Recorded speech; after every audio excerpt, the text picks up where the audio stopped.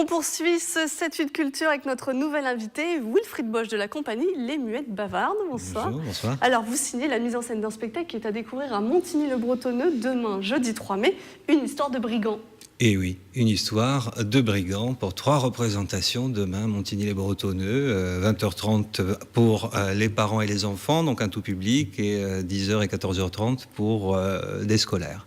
Voilà. Alors les brigands, ce sont ces 3 brigands qui dévalisent Eh oui, ces fameux brigands qui dévalisent les voyageurs et qui vont se retrouver dans une impasse et qui vont changer la société, la culture dans laquelle ils vivent suite à une rencontre. Voilà.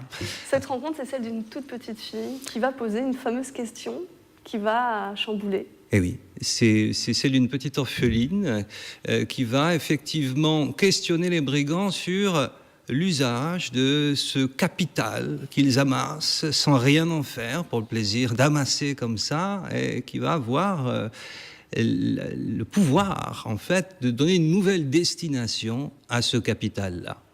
Alors, est-ce que les brigands vont devenir gentils? Et ça, c'est la surprise. Alors, ils vont devenir gentils. Je veux dire, je pense, en fait, que l'œuvre justement, ne nous resserre pas cette vision manichéenne des choses. C'est-à-dire qu'Ungerer nous fait vraiment dépasser cette histoire de bon et de méchant et questionner justement ces valeurs qui sont vraiment enracinées dans notre culture et promues par beaucoup de produits culturels, hein, films, cinéma, pour justement voilà, créer un dialogue avec justement cette zone de rencontre. Hein. Donc, il va simplement, lui, orienter la question et le regard critique sur les actions. Qu'est-ce qu'ils font? Est-ce que d'une mauvaise action peut sortir une bonne action? Et là, dans ce contexte, il faudra voir. Il faudra voir. Il faut revenir voir les 3 brigands. Alors, vous l'avez dit, vous l'avez prononcé, Tommy Ungerer, oui. C'est l'auteur de l'ouvrage qui vous a inspiré. Pourquoi ce choix? Parce que Tommy Ungerer, déjà, c'est un grand... C'est un immense auteur. C'est certainement, avec Sheidak, le plus grand auteur, illustrateur de littérature jeunesse, et pas que de littérature jeunesse, puisqu'il a fait aussi des dessins érotiques magnifiques. Donc, oui, là, Tommy Ungerer, en fait, a été vraiment récompensé par le prix Andersen pour la totalité de son travail. C'est un monument. Et je ne l'ai pas choisi. Alors figurez-vous que c'est vraiment Marion Monnier et Jada Mellet, qui sont les directrices artistiques de la compagnie Les Muettes Bavardes, qui avaient à cœur de représenter en fait ce livre jeunesse, et je me suis greffé à leur invitation.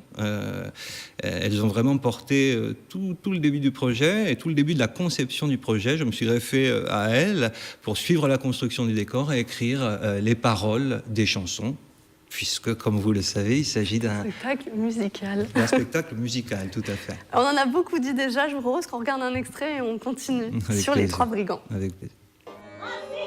Terrible malfrat sur un bord de route, en silence, ils vous attaqueront comme à la barre. Au secours, ils vont prendre mes bijoux. Cachez-vous, cachez-vous.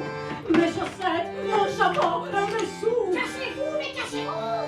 Mes bagues, mes bracelets, nos chouchous. Cachez-vous, cachez-vous. Ma valise, mes jouets, mon doudou. Cachons-nous, cachons-nous, cachons-nous, cachons-nous, cachons-nous.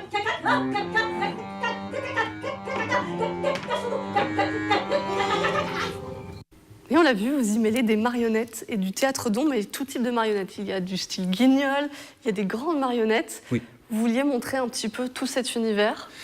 Ça a été une rencontre aussi, ces marionnettes-là. Ça a été une rencontre dans le fond, en fait, d'un antiquaire en Italie, à Parme, qui est une région qui a une grande tradition de marionnettes. C'est des marionnettes qui ont plus de 100 ans et qu'on a fait restaurer pour l'occasion. Donc c'est vraiment, je dirais pas des pièces de musée, parce que bon, les marionnettes de ce type-là, en Italie, il y en a beaucoup. Et puis à Parme, il y a un magnifique musée de la marionnette. Donc, mais on les a fait restaurer. Je dois dire qu'à la création du spectacle, ça a été une émotion extraordinaire pour moi d'être simplement dans la salle et de connaître en fait le parcours de ces marionnettes-là qui retrouvent leur destination d'acteurs. Et une grande marionnette donc, fabriquée par Francesca Testi, donc, qui est vraiment une constructrice de marionnettes remarquable et directrice de compagnie aussi extraordinaire, qui nous a fabriqué la grande marionnette de Tiffany. Voilà, donc on a les deux écoles, on a une jeune marionnette, une nouvelle née, je dirais, et puis des marionnettes traditionnelles. Et pour la mise en scène, parce que vous en êtes, le metteur en scène, vous avez choisi d'être très fidèle au texte original. On retrouve carrément les chapeaux de ces trois brigands. Oui. C'était aussi une identification, peut-être pour les adultes qui l'ont lu enfant.